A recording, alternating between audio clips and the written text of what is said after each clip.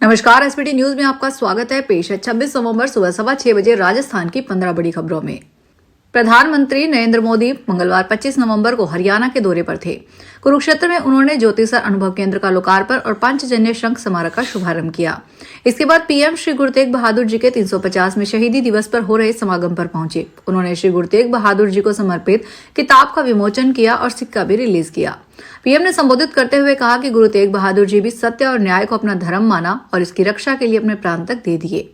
जब 9वीं पातशाही गुरु तेग बहादुर यहाँ आए तो उन्होंने यहाँ अपनी एक साहसिक छाप छोड़ी। हम न किसी को डराते हैं, न किसी से डरते हैं, यही मंत्र गुरुओं ने दिया।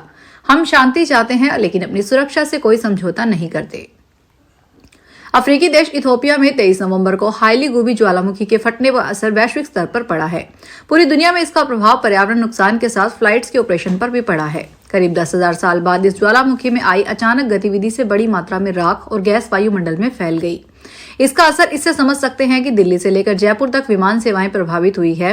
रिपोर्ट्स के अनुसार ज्वालामुखी की राख हवा के रुख के चलते भारत के उत्तर और पश्चिमी हिस्सों को प्रभावित कर सकती है।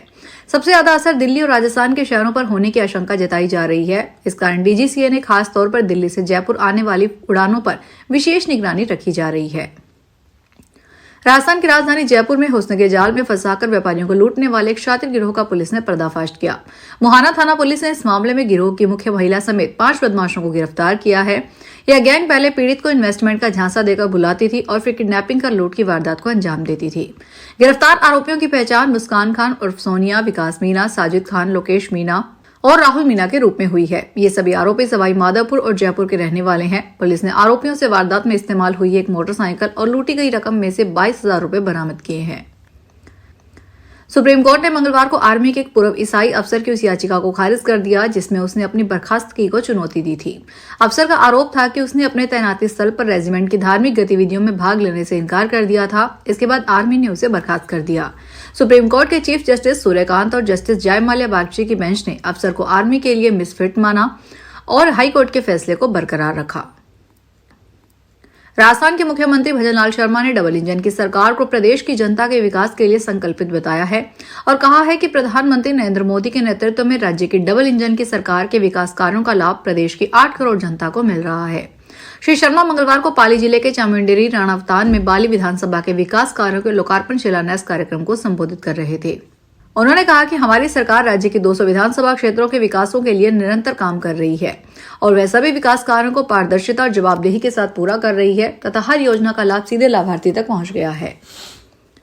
उत्तराखंड में आज चमोली में स्थित बद्रीनाथ धाम के कपाट बंद होते ही इस साल की 4 धाम यात्रा भी संपन्न हो गई है। इस साल 50 लाख से ज्यादा श्रद्धालु 4 धाम यात्रा पर आए।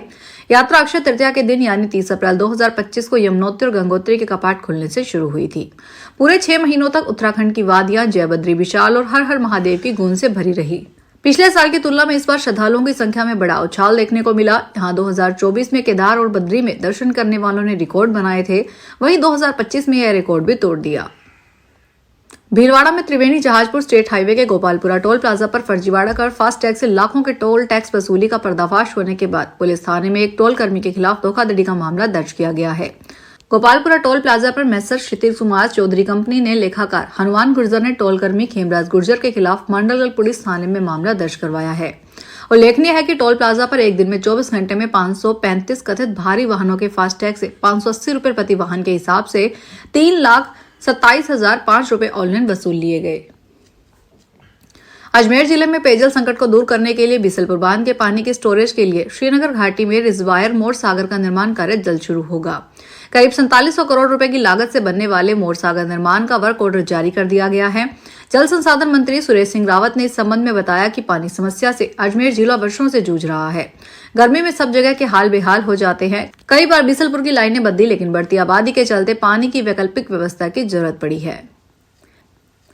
सरदार पटेल की 150वीं जयंती के अवसर पर देश के 4 हिस्सों में केंद्र सरकार 4 यात्राएं निकाल रही है। इन यात्राओं के नाम देश की प्रमुख नदियों पर नाम पे रखे गए हैं। 2 यात्राएं गंगा प्रवाह और यमुना प्रवाह यात्रा राजस्थान से होकर निकलेगी और 10 जिलों को कवर करेगी। गंगा प्रवाह यात्रा को 2 दिन पहले दिल्ली से बीजेपी के राष्ट्रीय अध्यक्ष जेपी नड्डा ने दिल्ली से रवाना किया था। यह यात्रा राजस्थान के अलवर, सवाई माधोपुर, कोटा, चित्तौड़गढ़ और उदयपुर होते हुए गुजरात के करमसद में पहुंचेगी। वहीं यमुना प्रवाह यात्रा को सीएम भजनलाल शर्मा बुधवार को जयपुर के अमर जवान ज्योति से फ्लैग ऑफ करेंगे। यह यात्रा जयपुर, अजमेर, पाली, जोधपुर और सिरोही जिले से होते हुए गुजरात के कर्मसद में पहुंचेगी। पुलिस दूरसंचार में कांस्टेबल के 1469 पदों पर भर्ती के लिए 13 सितंबर को आयोजित लिखित परीक्षा का परिणाम जारी कर दिया गया है। सभी सफल अभ्यर्थियों का विवरण विभाग की आधिकारिक वेबसाइट पर अपलोड कर दिया गया है। उत्तीर्ण अभ्यर्थियों की जांच का चरण 1 से 7 दिसंबर तक आयोजित किया जाएगा। यह शारीरिक जांच का आयोजन राजस्थान पुलिस अकादमी जयपुर में किया जाएगा। जयपुर सेंट्रल जेल में एक बार फिर मोबाइल फोन बरामद हुआ है। वार्ड नंबर 2 में सघन चेकिंग के दौरान टॉयलेट के पास से मोबाइल चार्जर, डेटा केबल और एक सिम कार्ड मिला है। इस संबंध में जेल प्रहरी गिरिराज प्रसाद ने लालकोठी थाने में मुकदमा दर्ज करवाया है। लालकोठी थानाधिकारी प्रकाश राम बिश्नोई ने बताया कि जयपुर सेंट्रल जेल प्रहरी गिरिराज प्रसाद ने रिपोर्ट दर्ज करवाई है। जेल में पिछले काफी समय से सघन तलाशी अभियान चलाया जा रहा है। बरामद मोबाइल लवारिस हालत में मिला, जिसमें सिम कार्ड लगा हुआ था। इसी के साथ चार्जर, डेटा केबल और सिम कार्ड भी मिला है। राजस्थान हाईकोर्ट की जोधपुर खंडपीठ ने राज्य सरकार की उस अपील को खारिज कर दिया है जिसमें पुलिस की नौकरी को छोड़कर शिक्षा विभाग में जाने वाले कर्मचारियों से सैलरी वसूलने की मांग की गई थी। कोर्ट ने स्पष्ट किया है कि कर्मचारियों ने जितने समय में काम किया उसका वेतन उससे वापस नहीं लिया जा सकता। हालांकि कोर्ट ने ट्रेनिंग पर हुए खर्च को वसूलने की सरकार को छूट दी है। जस्टिस डॉक्टर पुष्पेंद्र सिंह भाटी और जस्टिस अनूप सिंघी की खंडपीठ ने यह फैसला राज्य सरकार की ओर से दायर 3 अपीलों पर सुनवाई के बाद सुनाया है। राजस्थान के सीकर जिले में बिजली व्यवस्था हाईटेक होने वाली है। इसकी शुरुआत विश्व प्रसिद्ध सीकर, खाटू धाम और श्री माधवपुर से होगी। इन शहरों में ओपन बिजली सप्लाई बंद होगी और अंडरग्राउंड बिजली लाइनें बिछाई जा चुकी है। सीकर शहर, खाटू श्याम जी और श्री माधवपुर में अंडरग्राउंड तार बिछाने की तैयारी अब अंतिम चरण में है। 18 महीने पहले शुरू हुए इस बड़े प्रोजेक्ट का काम लगभग पूरा हो गया है। इससे शहरी क्षेत्र के उपभोक्ताओं को रोजमर्रा की बिजली कटौती, वायर टूटने और कम वोल्टेज जैसी समस्याओं से बड़ी राहत मिलेगी। नए सिस्टम से बिजली व्यवस्था अधिक सुरक्षित और आधुनिक बन जाएगी। यानी इन दिनों शहरों में बिजली व्यवस्था हाईटेक होने वाली है। नरेश मीणा ने नगर फोर्ट थाने में मंगलवार को हाई कोर्ट की पालना में हाजिरी दी। अंता विधानसभा उपचुनाव में हारे नरेश मीणा एक बार फिर विवादों में हैं। उन पर प्रधानमंत्री नरेंद्र मोदी और सीएम भजनलाल शर्मा के खिलाफ अभद्र टिप्पणी व भड़काऊ भाषण के आरोप में करौली के सपोटरा थाने में रविवार को मामला दर्ज किया गया है।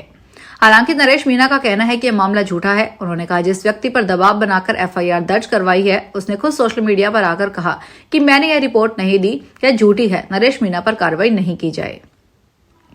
डूंगरपुर जिले के गणेशपुर में स्वास्थ्य विभाग की टीम ने मंगलवार को एक अवैध झोलाछाप क्लिनिक पर बड़ी कार्रवाई की। टीम को देखते ही फर्जी डॉक्टर मौके से फरार हो गया।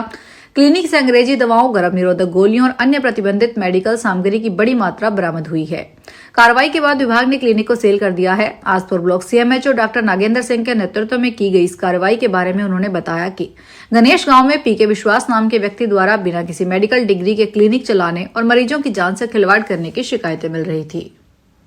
अगर आप भी अपने आसपास की छोटी बड़ी और महत्वपूर्ण खबरों से अपडेट रहना चाहते हैं तो सब्सक्राइब कीजिए हमारे चैनल एसपीटी न्यूज को और प्रेस कीजिए बेल आइकन पर।